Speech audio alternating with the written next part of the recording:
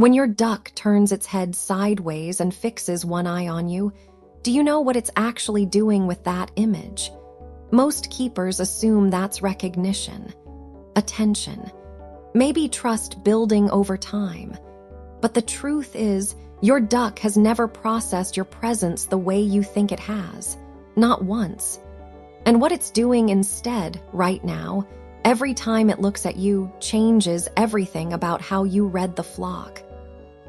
There's one specific postural signal I'll get to at the end of this video, because it only makes sense once you understand how a duck's brain sorts what it sees. When you hear it, it will reframe every sideways look your duck has ever given you. But let's start with what's actually happening behind that eye.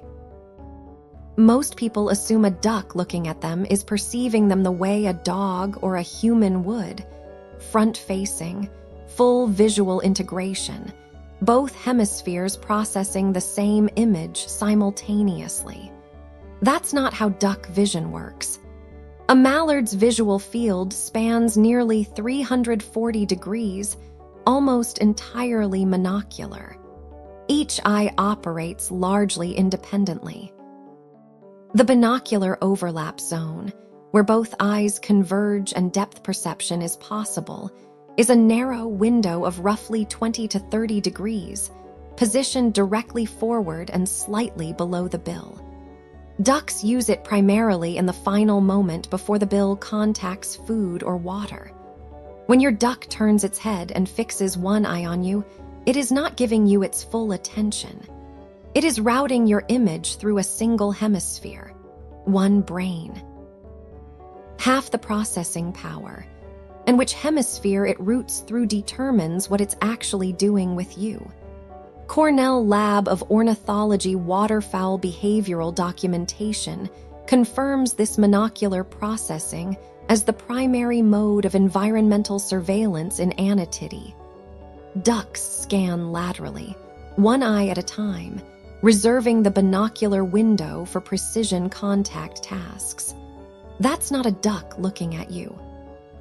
That's a duck running a single hemisphere classification of what you are, and which eye it uses tells you what category you're currently in.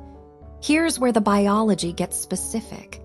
In birds, visual processing is lateralized. The two hemispheres handle fundamentally different categories of information.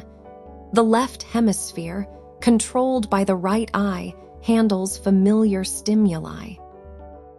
Things the bird has already categorized, routine inputs, learned associations. When a duck looks at you with its right eye, the left brain is running the assessment.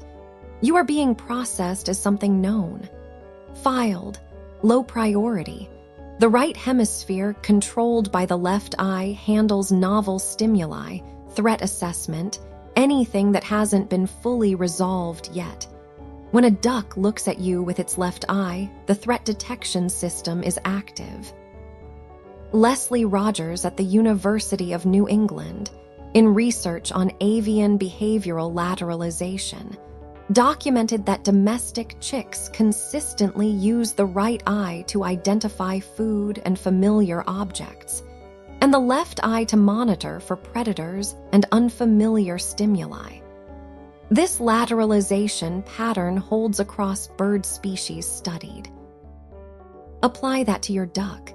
If your bird approaches you with its right eye forward, left brain online, familiar stimulus processing engaged, you have been filed.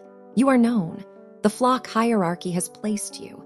If it consistently presents the left eye, the threat detection apparatus is still running. The bird has not resolved what you are. You are still being assessed. Some keepers have been watched by the left eye of their own flock for years. They read it as curiosity. The duck was running threat surveillance. And hey, if this is making you see your flock differently right now, hit like and subscribe. It helps us reach more keepers and wildlife observers who want to understand the actual mechanics, not the surface read. Ducks don't have a category for human. They don't have a category for owner. What they have is a flock hierarchy model, a linear ranking of individuals by resource access, threat response priority, and spatial dominance. Every entity in the duck's environment gets placed in that model. You have a position in it. You may not know what it is. Holdy documents in Story's Guide to Raising Ducks how domestic ducks rapidly incorporate humans into their flock social structure, particularly birds imprinted during the brooding stage. The imprinted bird doesn't file the human as a separate category. It files the human as a flock member with specific characteristics: large, resource-providing, low mobility, consistent. The same cognitive framework it uses for every other bird in the enclosure. Where you rank depends on your behavior. A keeper who consistently provides food without challenging the dominant bird may rank as a subordinate resource provider in that bird's model. A keeper who controls access to space, redirects aggression, and enters the enclosure with consistent body language may rank as superior. The duck is not interpreting you. It is ranking you, and it finished that ranking long before you thought to ask where you stood. Here's the consequence layer most keepers misread entirely. A duck that stops tracking you visually, that no longer turns to fix an eye on you when you enter the space, is not more comfortable. It has completed its assessment. The hierarchy has placed you, and the bird no longer needs to run a live classification every time you appear. Known, ranked entities don't require ongoing surveillance. The brain allocates that processing elsewhere. In a well-functioning flock, this is what hierarchy stability looks like. The dominant bird doesn't track subordinates constantly. It tracks the perimeter. It tracks novel inputs.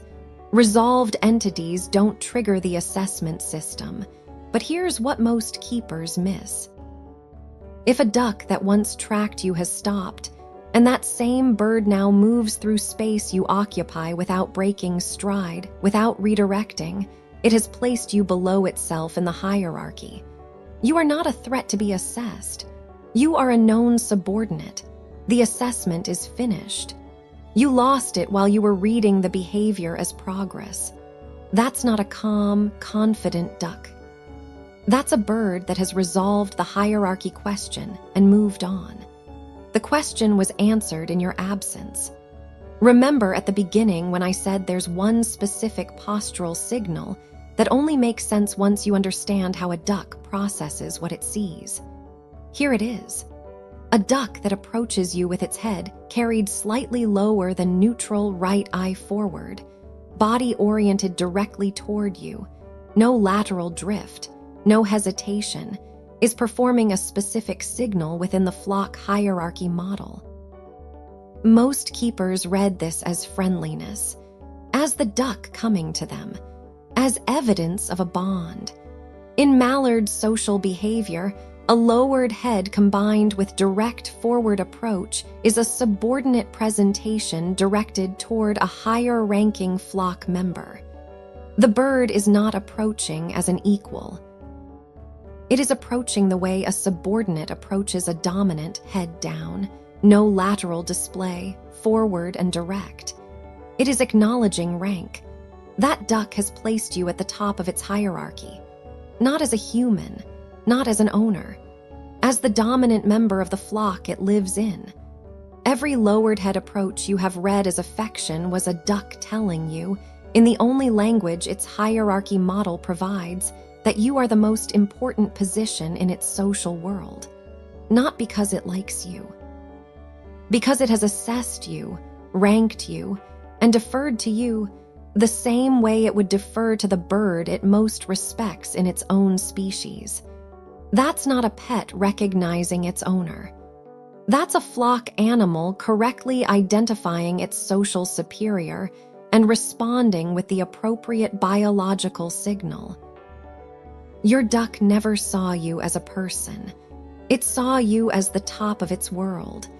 And it has been telling you that every time it walked toward you with its head down, it was never recognition.